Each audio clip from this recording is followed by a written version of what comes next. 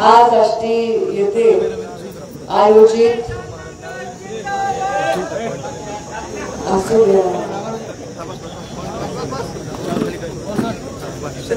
Pappu shooter ज्या माणसाला चांगला असा मुळे त्याने कृष्ण दिल्यामध्ये विजय नक्कीच झाला तर काय आज या आष्टीमधील सभेला आता ज्यांनी आपल्याला विस्तृत मार्गदर्शन केलं आपली देश पातळीचे सर्व विषय त्यांनी हाताळल्यामुळे माझं भाषण जरा रिलॅक्स केलं होतं मला फार काही बोलावं लागणार नाही जिल्ह्याच्या बाहेर मंचावर उपस्थित आपल्या सर्वांचे लाडके नेते 3 जिल्ह्याचे आमदार आदरणीय सुरेश धस मंचावर उपस्थित तालुक्याचे अध्यक्ष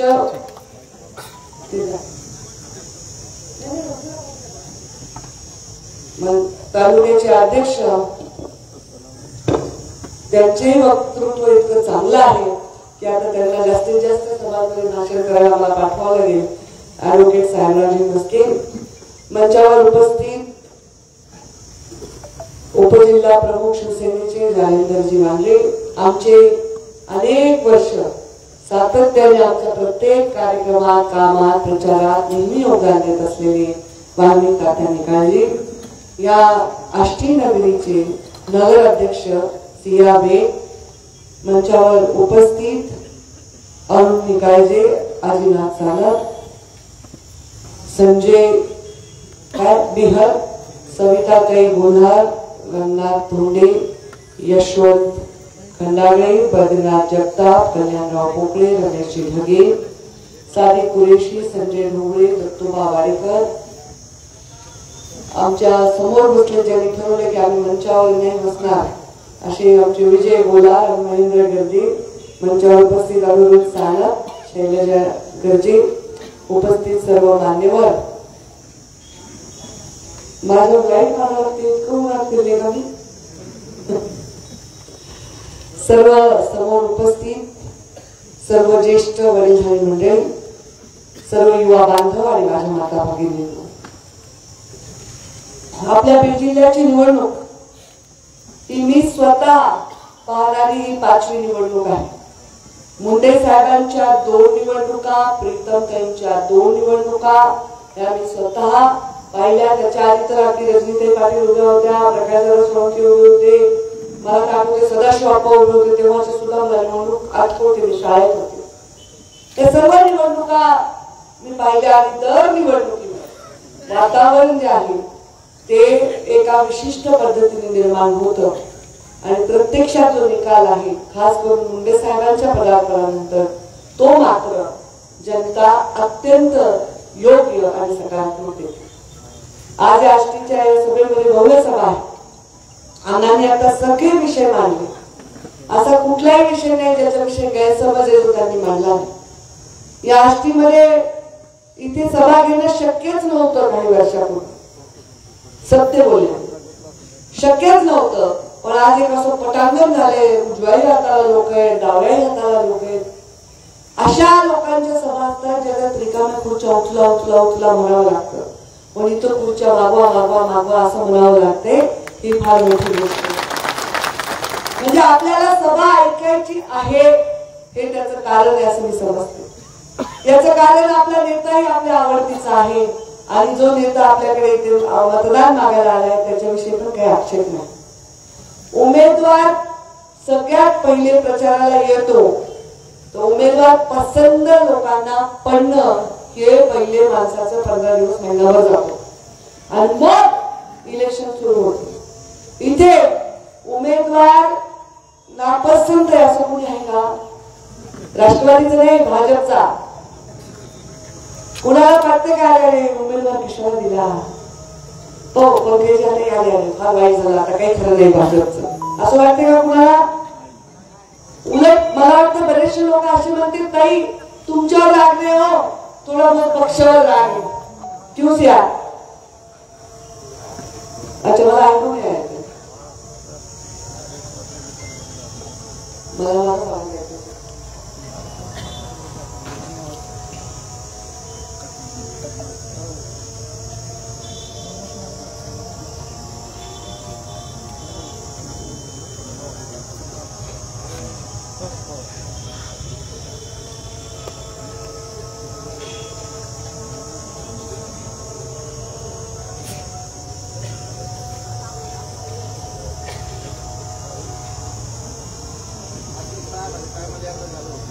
मी दरवेळी होतो तसं आम्ही थांबतो.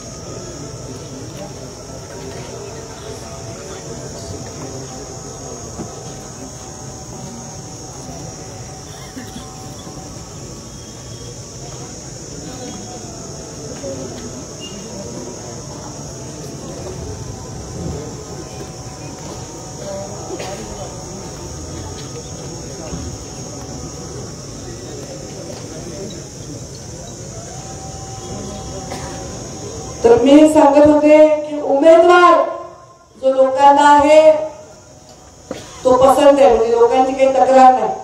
असेल कुणाची तक्रार तर सांगा, बदलून टाकू आपण उमेदवार. आहे का कुणाची तक्रार? नाही. मी कोणत्याही पक्षाच्या घरी गेले, मी कोणत्याही जातीच्या धर्माच्या लोकांमध्ये गेले तर प्रत्येक जण मला म्हणतो, ताई तुमचं स्वागत आहे आणि तुम्हाला भविष्यासाठी अभिनंदन. कोणीच आतापर्यंत गेल्या 25 दिवसात मी प्रचारात फिरते मला किरकिर केलेली नाही. नाहीतर मी पण बघितले 2004 मध्ये मी प्रचार मुंडे साहेबांच्या निघाले, जिल्हा परिषदचा प्रचार केला, लोकसभा विधानसभा सगळे प्रचार केले. गेल्या बरोबर लोक सुरू करतात, आहे का आमच्याकडे रस्ता आहे का, नाले आहे का, घरकुल आहे का. यावेळी मला आश्चर्य वाटते की कोणीही तक्रार करत नाही. उलट मी गेल्यानंतर लोक सांगतात, ताई हे बघा हा रस्ता तुम्ही दिलेला आमच्या गावाकडे जो येतोय तो मुख्यमंत्री ग्रामसडक रस्ता तुम्ही दिलाय, त्या रस्त्याला जोडणारा नॅशनल हायवे तुम्ही दिलाय ताई, त्या रस्ता जिथे येतोय ग्रामपंचायत कार्यालय तुम्ही दिलंय, हे प्राथमिक रुग्णालय तुम्ही दिलंय, तो रस्ता सुरेश देसाईंनी सीआरएफ मधून करून घेतलाय, त्या रस्त्यासाठी खासदार त्यांनी फंड दिलेला आहे, ते सभागृह 25-15 मध्ये झाले, ते सभागृह पर्यटन मध्ये झाले. फक्त आणि फक्त लोक कामं सांगतात. आज लक्ष्मीनाथ गडावर गेले, अनेक वर्षांनी तिथे गेले, छोटस असं मंदिर होतं, तेव्हा मी गेले होतो. आज एवढं भव्य काम केलं सुरू झालं आणि मला दर्शना म्हणाले की ताई आता तुम्ही या गडावर सुद्धा लक्ष द्या आणि या गडाच्या विकासासाठी निधी द्या. मी त्यांना म्हणलं मी जिथल्या जिथल्या गडावर जाते त्या गडाचा विकास नक्की होतो एवढं मला माहिती आहे आणि नक्की म्हणजे मी त्या गडावर जाते म्हणून त्याचा विकास होतो नाही, पण योगायोगाने माझी नजर पडते की इथं विकासाचे काम करायचे, तसं तुम्ही काही फार एवढं नाही आम्हाला करायला, पण तरी आम्ही तिथे विकासासाठी प्रयत्न करतच राहू. आज मी पूर्ण सकाळी जाटनांदूर पासून देवळाली मच्छिंद्रनाथ गड तिकडनं कडा अशी आली, हा उंदरखेड वगैरे अशी आली. मध्येच मी नगर जिल्ह्यात गेले, तिथे रस्ते मुख्यमंत्री ग्रामसडक योजनेचेच होते, तिथे रस्त्याचे काम केले. म्हणजे तुमच्या लेखीने पालकमंत्री म्हणून इथे काम करत असताना, मंत्री म्हणून राज्यात काम करत असताना खूप नाव कमावलं. मी आज तुम्हाला हे मतदान मागण्यासाठी उभी आहे, त्याच्यामध्ये मी थोडंसं सांगेन पार्श्वभूमी. लोक एखादी तिकीट जेव्हा त्यांना मिळतं, एखादा उमेदवारी जेव्हा मिळते त्यांना खूप प्रयास करावे लागतात, अहवाल बनवावे लागतात, नेत्यांच्या भेटी घ्याव्या लागतात, इच्छा व्यक्त कराव्या लागतात, विनंती करावी लागते, डेलिगेशन पाठवावं लागतात. पण मी जाहीर सांगितलं होतं की मला इतर ताईंना विस्थापित करायचं नाहीये, मला त्यांना विस्थापित करून राजकारण करायचं नाही. पण माझं नाव जाहीर झालं आणि माझं नाव जाहीर झालं. मला माहिती की कशी व्यवस्था आहे. मी कोर कमिटीमध्ये 10 वर्ष काम केले. दिल्लीच्या त्या टेबल समोर तिथे 3 लोक बसलेले असतात, त्या टेबल समोर प्रधानमंत्री, आमचे राष्ट्रीय अध्यक्ष अमित भाई शाह आणि आमची कोर कमिटी त्या निर्णय तिथे होत असतात. या निर्णयाचा अवमान मी करू शकले नाही आणि म्हणून मी या निवडणुकीला सामोरे.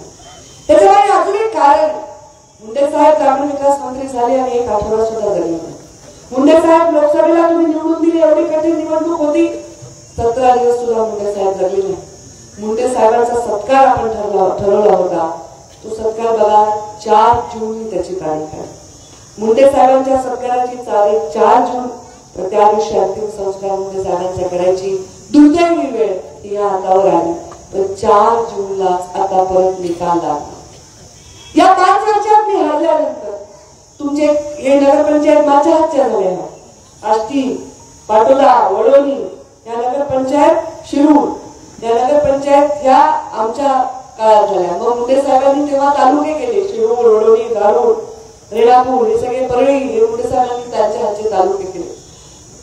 आणि मी आता पडल्यानंतर काय 5 वर्ष तर लोकांची आपल्या भेटी गाठी कामं, लोकांचं ऐकणं, त्यांचं दुःख सुख हे ऐकलं.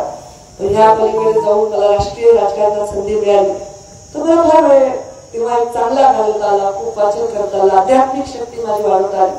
आणि हे सगळं मी बघितलं, मी विचार केला की हे जे घडतंय ना हे काहीतरी नियतीचा खेळ आहे, काहीतरी माझ्याच हातून व्हायचंय आणि मला ही संधी मिळाली म्हणून मी या निवडणुकीला तयार झाले. कारण मला आठवतं त्या 26 मे ते 3 जून मध्ये बाबा काय काय बोलत होते, माझ्या कानावाजून त्यांचे वाक्य वाचतात. त्यांनी जे जे बोलले ना त्याच्या बऱ्याचशा योजना केल्या. मी तुम्हाला एक पुस्तक देईन की पंकजा मुंडेंनी त्यांच्या मंत्रालयात नवीन जे निर्णय घेतले आणि ते राज्यातल्या सगळ्यात यशस्वी योजना म्हणून ठरल्या. एक जलयुक्त शिवार, मुख्यमंत्री ग्राम सडक योजना, डायरेक्ट सरपंचाची निवड, 0 पेटेन्सीचा निर्णय, माझी कन्या भाग्यश्री, मध्यम गटांच्यासाठी अस्मिता योजना, अशा कितीतरी योजना तुम्हाला मला सांगता येईल ज्या तुम्ही गेल्या आणि त्या राज्यभर राबवल्या. त्या फार फार स्टार योजना या राज्याच्या झाल्या. हे काम करत असताना शिक्षक बदली बघा, आता तुम्हालाच आठवणार नाही एवढं म्हणून पुस्तक काढले, आता तुम्हीच आठवा. शिक्षक बदली, या शिक्षकांनी एखादा शिक्षक कुठेतरी आदिवासी भागात, त्याची बायको दुसऱ्या कुठेतरी जिल्ह्यात, अंतर 500 किलोमीटरचा, अक्षरशः डोळ्यात अश्रू घेऊन लहान लहान लेकरं वेळेवर घेऊन या बायका यायच्या. त्यांचा प्रश्न कसा सोडवायचा एक धाडसी निर्णय मी घेतला. शिक्षकांच्या ऑनलाईन बदल्या केल्या. 15-20 लाख रुपये मोजायची ताकद नसणारे, राजकीय वरदहस्त नसणारे शिक्षक कुठेतरी कितपत डोंगरात पडले होते. चिखलातून गुडघ्यावर जावं लागायचं, तुटलेल्या पुलावरून जावं लागायचं शाळा उघडण्यासाठी. या शिक्षकांनी किती दुआ दिली असेल, किती या शिक्षकांचे घर परत मिळाले. हे चांगले काम होते. माझे काम जर सांगत बसले तर रात्रीच्या 10ची आचारसंहितेचा वेळ पण निघून जाईल. पण आता जी निवडणूक आहे ही कशासाठी? एवढे वर्ष झाले आम्ही निवडणुका लढतोय. मला राजकारणातले ऍक्टिव्ह पॉलिटिक्स मध्ये आता 22 वर्ष झाले.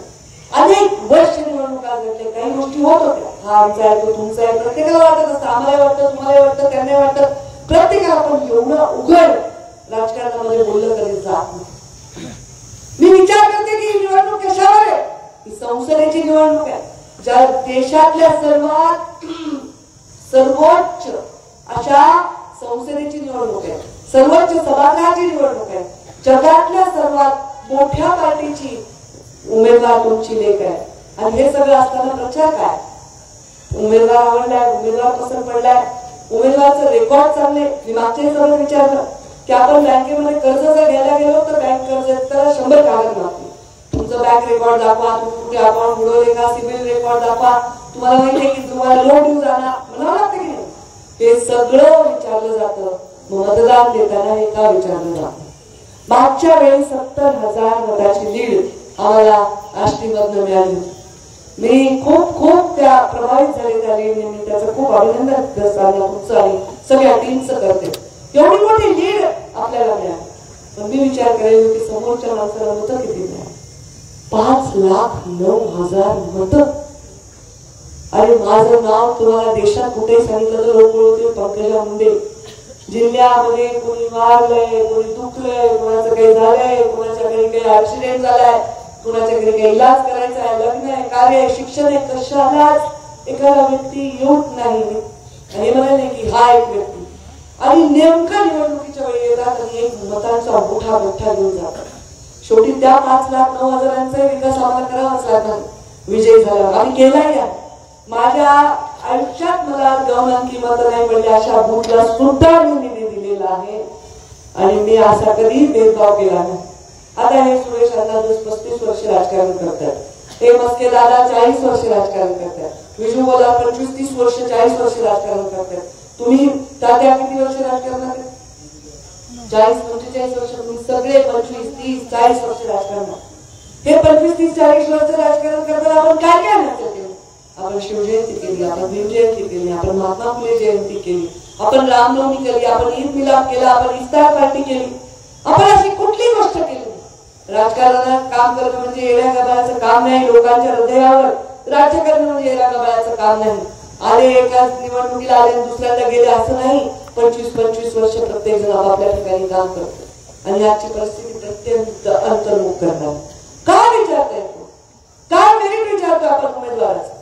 आणि ते उमेदवार ज्या खात्याचे सभापती होते त्या खात्याच्या मंत्रीपदाचं काम मी 5 वर्ष केलंय. त्या सभापती असताना तुम्ही जिल्हा परिषद सदस्य होते, हात तुम्ही मान हलवलात सगळे. एक शाळा खाली देण्यासाठी काय काय करावं लागत होते तुम्हाला सगळ्यांना माहितीये. मी लाखो शाळा खोल्या या महाराष्ट्रामध्ये आणि बीड जिल्ह्यामध्ये हजारो शाळा खोल्या. आणि शाळा शिक्षकांना कुठली पोस्टिंग घेण्यासाठी किती त्रास करत होते सभापती. आता अख्ख्या ऑनलाईन बदली करून त्यांना भ्रष्टाचार मुक्त कारभार केला. हे काही तुलना होऊ शकत नाही का? तुलना होतच नाही. गरीबाचा पुत्र गरीबाची पुत्री हे काही विषय नाही. आता मी काय जन्माच्या आधी सांगितलं होतं का अरे बाबा देवा मला मुंडे साहेबांच्या घरी जन्माला घाल. ह्याला पण पुण्य लागतं ना कुठे जन्माला गेलं. पण माझ्याकडे म्हणून वाटतं का मी राजकन्या आहे का कोणती महाराणी आहे का? मला फारच बाबा पायाखाली तुम्ही कार्पेट टाकल्याशिवाय येत नाही. पायाला काटे उठतात, दिवसभर उन्हामध्ये राहतो, घाम गाळतो, घसा कोरडा करून बोलतो, जिथे जे दिलं ते खातो, जिथे भांडी घालून बसा म्हणजे तिथे बसतो. अरे सगळं वैभव असताना असं वागलं त्याला खरं वैराग्य म्हणतात. आणि जर गरिबीतून आला करोडो रुपयाची प्रॉपर्टी जमा केली असेल तर तुम्ही कसले वैराग्य? अरे सर्व वैभव पायाशी वळून घेत असताना सुद्धा आम्ही असं वागतो. हे काम आहे मुंडे साहेबांचे संस्कार आहे. आणि अफवा काही झाली की अफवा, काही झाली की अफवा. आणि मी याच्यावर बोलत नाही पण आता आग्रह कार्यकर्त्यांचे बोलत ना सगळे मीडियावर असतात, सोशल मीडियावर लोक खातात माझा रोज संध्याकाळी. मी मला सोडा वाचू नका काही दिवस नाही काही असं आहे तसं आहे.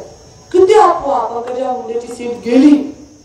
आता तुम्ही काय मला इथे पाडायला आलात का एवढ्या संख्येत? कौल भाषण ऐकायला लागते, भागवत कथा चालली, कीर्तन चालले. ठीक आहे काही लोक दसंगांवरच प्रेम करत असतील पण काही लोक ऐकायला तर त्यांनी दुसऱ्या कोणाला घेऊन येतात का? तुम्ही असे तुम्ही मला इथे पाडायला आलात एवढ्या संख्येने जाम झाल्या रस्ता इथपर्यंत कशासाठी तुम्ही इथे जमला? पंकजा मुंडेची सूट दिली. अवघड आहे कशाला अवघड का? काय कारण आहे? देशामध्ये सत्ता प्रधानमंत्री मोदींची येणार नाही का?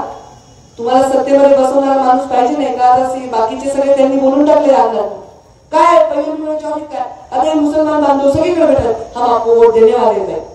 शपथ खाली शपथ आता मला मारूच्या लोकांनी थांबवलं आणि म्हणजे आम्ही गोपीनाथ गडावर जाणार आहे. तिथे त्यांनी छोटा गोपीनाथ गड केलाय. आम्ही तिथे जाऊन शपथ घेणार आहे की आम्ही पंकजा मुंडेला मतदान करणार. का? कारण ताई आप हमको सुरक्षा देंगी. तिकडे देशात काही हो पंकजा ताई आमच्या केसाला सुद्धा धक्का लागू देणार नाही. भावना त्यांच्या मनामध्ये आणि ही भावना मुंडे साहेबांच्या प्रती त्यांच्या मनामध्ये होती. मुंडे साहेब जेव्हा निवडणुकीला उभे होते आमच्या मोमीनपुरा नावाचं बूथ होतं बीडमध्ये. त्या बूथ फक्त 2 मतं बाजूला गेले होते. सगळे मुंडे साहेबांना पडले सगळे. बुद्धिभेद. आणि यावेळी बघितलं त्यांनी 5,09,000 मतं घेऊन कोणाचे तुम्ही इफ्तार पार्टीला गेलात, कोणाच्या सुखदुःखाला गेलात, त्यांनी ठरवले पंकजा ताईंना मतदान करायचं. काय करायचं मतदान? रोज आता काहीतरी एक मेसेज व्हायरल झाला का?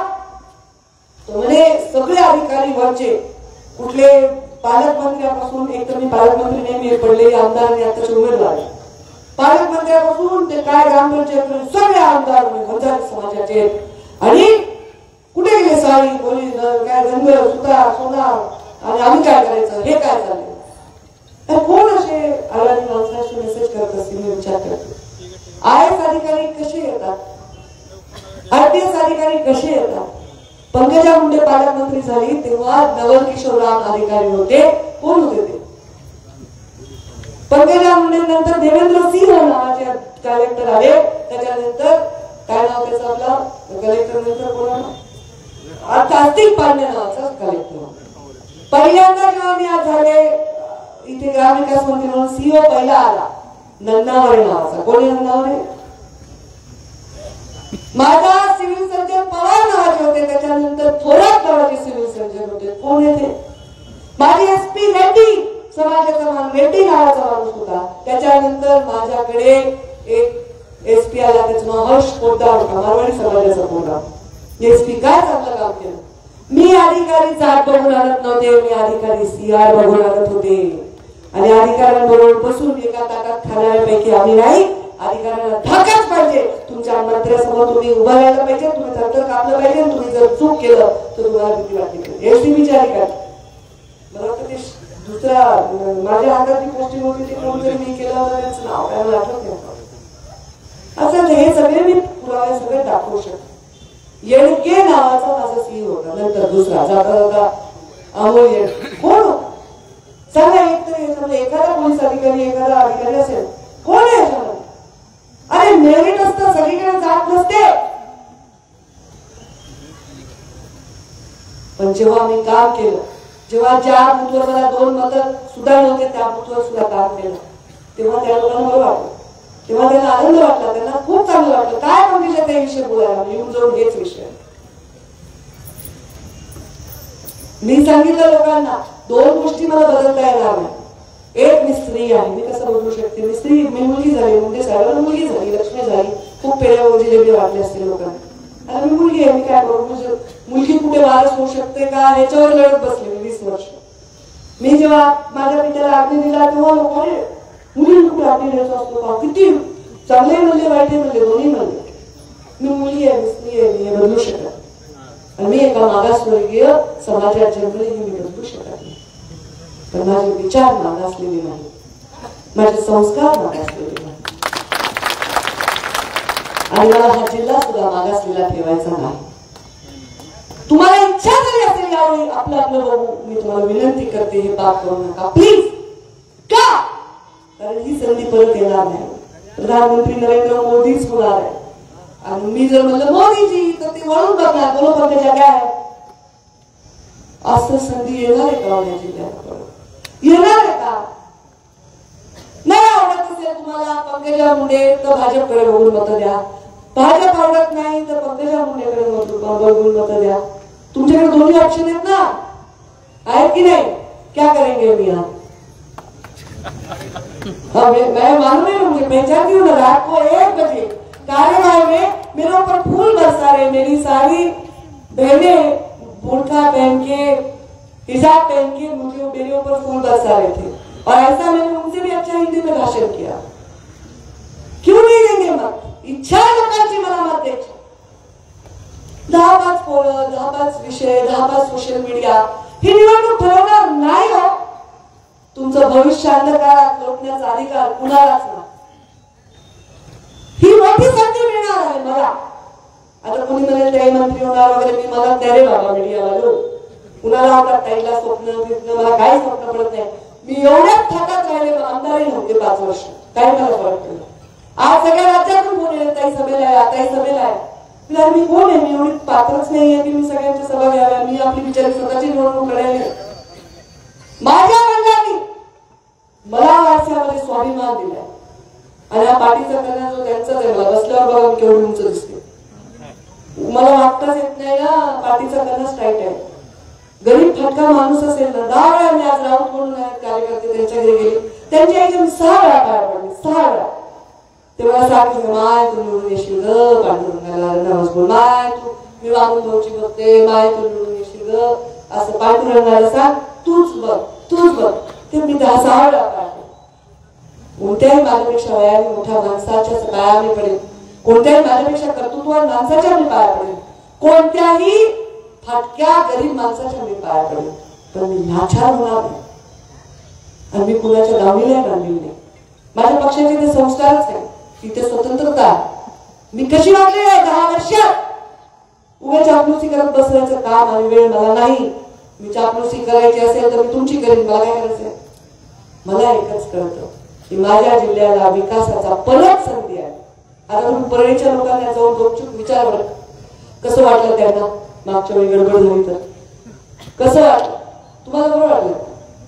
विमा नुसतेच रस्ते नाल्या फंड करोडो रुपये त्याच्यात तरी 4 कॉन्ट्रॅक्टर काम करतील, पण न काही करता अकाउंट मध्ये पैसे कुणी दिले हो तुम्हाला?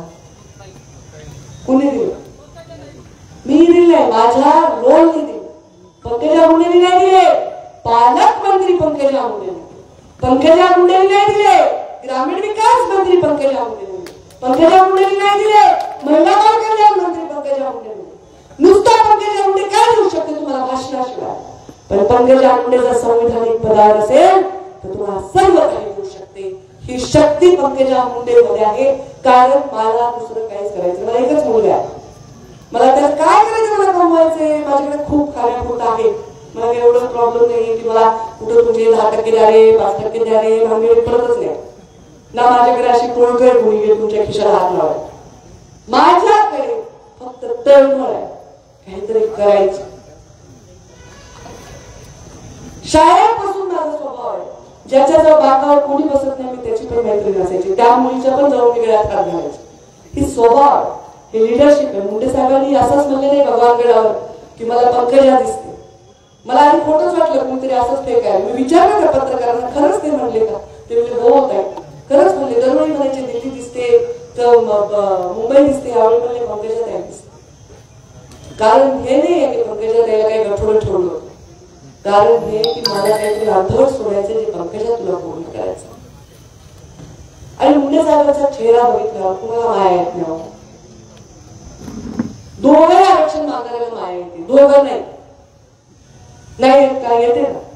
हिंदूला येते, मुसलमानाला येते, मराठाला येते, ओबीसीला येते, सगळ्यांना येते, मागासवर्गीयांना सगळ्यांना मुंडे साहेबांना माया. तशीच माया माझ्यावर करतात बरं का.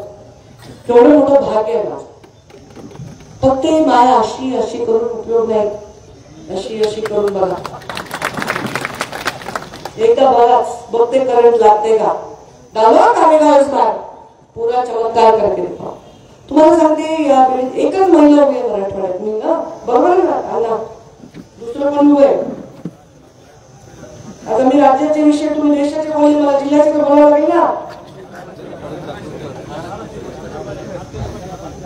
आता माझी निवडणूक आहे ना, आम्ही तुमच्या निवडणुकीला मी पण आम्ही अमेरिकेचे विषय बोलले, मला काय करायचं? आपली निवडणूक असतं, टेन्शन असतं. धाराशिव मध्ये आमच्या राणांच्या पत्नी उभ्या. आज सगळी सीट अवघड. कारण काय? कारण काय? टेन्शन गेले या लोकांना सगळ्यांना कशाचं? आणि तुमचे 40 वर्ष गेले का पाण्यात? गेले का पाण्यात? तुम्ही आयुष्यभर कष्ट केले. सुरेश अण्णांच्या घरासमोर मी नाही बघितलं, सगळे लोक असतो, हे झालं ते झालं ती अडचण, हे सगळं पाण्यात गेलं का? आयुष्यभर कसा काल्या पाण्यात गेला. काही मी म्हणू शकते ना, मी पण 22 वर्ष झाले काम करायला. आणि निवडणूक कशाची रे?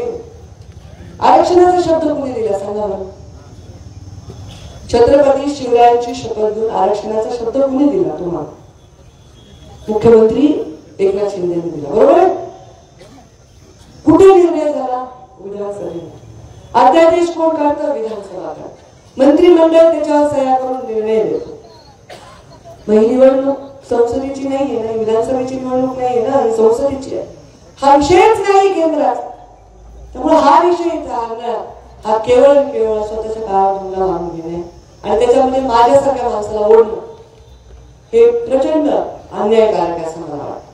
हे जे सोशल मीडियावर चालले म्हणून मी उत्तर दिले, कारण माझ्यावर काम करणारे खास करून मराठा समाजाच्या युवकांची इच्छा आहे की याच्यावर बोला, म्हणून मी बोला.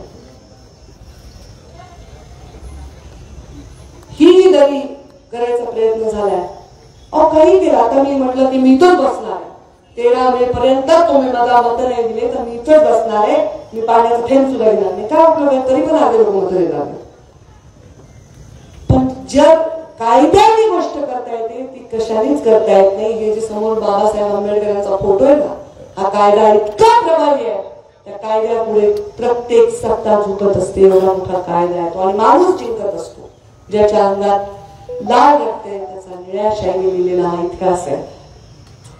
आणि त्यामुळे कायद्याने सगळं होता. उगीच भूल थापा मारून गप्पा मारून होणार त्याचा या विषयामध्ये अनुभव. माझी इच्छा आहे, मला तुम्ही नंतर काय एवढं व्हायचंय तुम्हाला, मला 3-4 गोष्टी करायच्या. मग पुढच्या वेळी तुम्ही म्हणताल तो खासदार देऊ, नाही लढणार आम्ही, तुम्ही म्हणताल तो. पण आता मात्र चूक करू नका. रात्र वैराची आहे, घडी गेली की पिढी जात असते. माझ्या निमित्ताने दिल्लीत तुमचा हक्काचा माणूस बसणार आहे. देशभरामध्ये कुठल्या अडचणीला मी तुमच्यासाठी धावून न शकणार. मला एक उद्योग आणायचा आहे आपल्या जिल्ह्यामध्ये, एक उद्योग ज्याच्यात 10,000 लोकांना मला रोजगार देता येईल. त्यात एका उद्योगाने खूप सारे लोक त्याच्यामध्ये कामाला लागू शकतात. मला एक मोठं हॉस्पिटल करायचं कॅन्सरचं, कारण माझ्याकडे जर 100 लोक भेटायला आले तर त्याच्यातले 20 पेशंट असतात, त्याच्यातले 10-11 लोकांना कॅन्सर झालेला असतो आणि त्यांच्याकडे इलाजाची परिस्थिती नसते. किती मदत करू, 10 लाख 20 लाख 25 लाख एवढा खर्च येतो. काय आपण 1-2 लाखाची मदत करू शकतो, किती करू शकतो. त्यांच्यासाठी इतकंच हॉस्पिटल, बार्शीचा जसं हॉस्पिटल आहे तसं इथे बांधायचंय, किंवा टाटा मेमोरियल सारखंच इतकं हॉस्पिटल बांधायचंय. आता मी टाटाला जाऊन भेटले, बिर्लाला जाऊन भेटले, अंबानी अदानीला जरी भेटले तरी माझ्या जिल्ह्यात व्यवस्थाच नसेल तर काय होईल. म्हणून आपण व्यवस्था करून ठेवली. आता नॅशनल हायवे केले, सगळं केले, 2-3 बॅरेजेस केले, पाण्याचा विषय मागे लागला, रेल्वे पण एखाद्या वर्षामध्ये धावायला लागेल परत. तो विषयच काय राहिला, मी एक उद्योग आणायचा, 10,000 लोकांना नोकरी देणारा उद्योग. दुसरं कोणी आणणार आहे का? नाही आणू शकणार. ते मी आणणार आहे, ते हॉस्पिटल आणणार आहे, जेणेकरून तुमच्या इथे कुणाला काही होऊ नये, ईश्वर करू, पण झालं तर त्याचा इलाज व्हावा याच्यासाठी एक हॉस्पिटल. आणि एक मेडिकल कॉलेज. हा ऊसतोड कामगारांचा जिल्हा आहे, हा डॉक्टर देणारा जिल्हा व्हावा, ऊसतोड कामगार देणारा जिल्हा होऊ नये अशा प्रकारे एक मेडिकल कॉलेज. आणि त्याला एक चॅरिटेबल ट्रस्ट की तुम्हाला फीस परवडत नाही, 1 रुपया डोनेशन नाही घेतलं पाहिजे, माझ्या विद्यार्थ्याला, गरीब विद्यार्थ्याला इथे शिक्षण मिळालं पाहिजे, असं एक कॉलेज तयार करायचं. हे सगळी व्यवस्था करायची असेल तर मला दिल्लीत जावं लागेल. प्रीतम त्यांनी खूप चांगलं काम केलं. मला वाटत होतं त्यांची सुद्धा हॅट्रिक व्हावी, पण हा नियम लागू पडला नाही, कारण निवडणूक अशी झाली आहे ना, म्हणून मला दिलं असेल. कारण मी जर जड आहे ह्या सगळ्यांना घेऊन ओढू शकते. एवढे मोठे मोठे नेते, ते आमच्यापेक्षा अनुभवी मोठे नेते आहेत. ह्या सगळ्यांना एका धाग्यात बांधणं एवढं सोपं नाही ना, म्हणून मला निवडणूक दिली असेल. आणि हे जाणीव करून आम्ही अशी सभा घेतोय, असं काही नाही याच्यामध्ये. काही लोकांना लगेच पोटात गुदगुले होतात. परवा मी आरएसला ते केजला सभा घेतली, गटबाजी, आमदार अनुपस्थित. गटबाजी केव्हा असते, जेव्हा आमदारांना बोलवून ते येत नाही, पण आमदारांना सांगून की हे कार्यक्रमाला तुम्ही अपेक्षित नाही, हे अपेक्षित आहे, त्याला गटबाजी म्हणत नाही, त्याला मोकळेपणा म्हणतात. प्रत्येकाला वाटतं माझी शक्ती दिसावी, मी ताईंना किती मत देणारे दिसावं. आता सुरेश अण्णांची ही शक्ती आहे, त्यांनी दाखवली आहे. आता दुसरीकडे दुसरी ही शक्ती आहे. आणि युती कुणी केली, मी केली का, वरच्यांनी केली. आता ते आले आता आपल्या वाट्याला, बघा काय होतं भविष्यात. पण ही शक्ती आहे, एक आम्ही त्यांना मान दिला, ठीक आहे. ते म्हणजे ते मला असं करायचं म्हणजे चालेल, मला काही हरकत नाही. याचा अर्थ त्याच्यात बेड बनावा असं नाही, सगळेच तेवढेच. आणि माझ्या एवढं भाग्यवान पुरुष नाही, सगळेच तेवढ्या ताकदीने कामाला. फक्त हे काही लोक बोलायला काही गोष्टींवर हे लोक थोडेसे विरस्तपणा बाळगले, हे त्यांचं दुर्दैव आहे. मला तो विरस्तपणा बाळगता येणार नाही, कारण मी उमेदवार आहे. मला तर मोकळंच बोलावं लागेल, कारण ह्या वातावरणामुळे माणसाला वाटतं ना आपण चांगली माणसं 20-25 वर्ष इज्जतीने राहिलो आणि एकदम कुठेतरी छोटासा मुला अंगावर येतो, उलट बोलतो, हे सगळ्या गोष्टी प्रत्येकाला अनुभवायला मिळाल्या. त्याच्यामुळे ते लोक असे करायचे. गावातल्या शाळे माणसांनी बसा, सर्वसामान्य ठेवा, गप चावडीवर बसा, बोला मोकळं.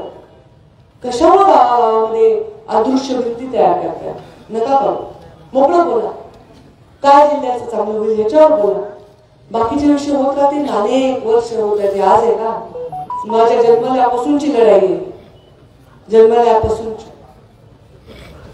म्हणजे या लढाईत ना मी दोन्ही बाजूंचा कुठला अस्त्र हातात घेतलंय, त्या लढाईत माझा बळी का जावा. कारण मला माहिती आहे की हे करायचं काही पॉईंट नाहीये, जे आहे ते कायद्याने सांगत आहे. मी प्रत्येकाच्या पाठीमागे तेवढीच उभे राहीन. माझ्या दारात येणाऱ्या माणसाची मी कधी आडनावही विचारणार नाही, विचारतही नाही, विचारणार नाही, जाते विचारणार नाही. मी त्याच्या कामालाच येईल. माझ्याकडे एक शिक्षक मला त्यांनी शिकवले, इंग्रजीचे कवडे नाव आहे त्यांचं, कवडे विचार जाऊन कोणी त्यांना. आणि माझ्याकडे वाकेकर म्हणून माझे कार्यकर्ते, त्यांना मी अंबानी म्हणत असते, परळीचे प्रचंड मोठं पुरस्कार. त्या दोघांच्या मुलांचं ऍडमिशन शाहू कॉलेजमध्ये करायचं होतं आणि दोघांची जवळपास मार्के सारखे होते. आणि शाहू कॉलेजमध्ये मी फोन केला, गोपालराव पाटील मला म्हणले मी एकच जागा देऊ शकतो. हे सर काही माझ्या पक्षाचं काम करत नाही किंवा माझ्या रोजच्या कामाला येत नाही. हा माझा डायरेक्टर आहे बँकेचा, कॉलेजचा, रोज माझ्या बैठकीतला माणूस माझा प्रचार करतो. मी त्याला म्हणलं, वाकेकरजी मला माफ करा, मी तुमच्या मुलाला ऍडमिशन देणार नाही, कारण तुमच्याकडे खूप पैसे आहे, तुम्ही कुठेही ऍडमिशन घेऊ शकता. पण माझा तो गरीब शिक्षक आहे, त्याच्या नातीला मला ऍडमिशन द्यायचं आहे, त्याला डॉक्टर करायचं. आणि मी त्यांना ऍडमिशन दिलं. ती मुलगी आता डॉक्टर झाली, माझ्या पेढे घेऊन पाया पडायला लागली.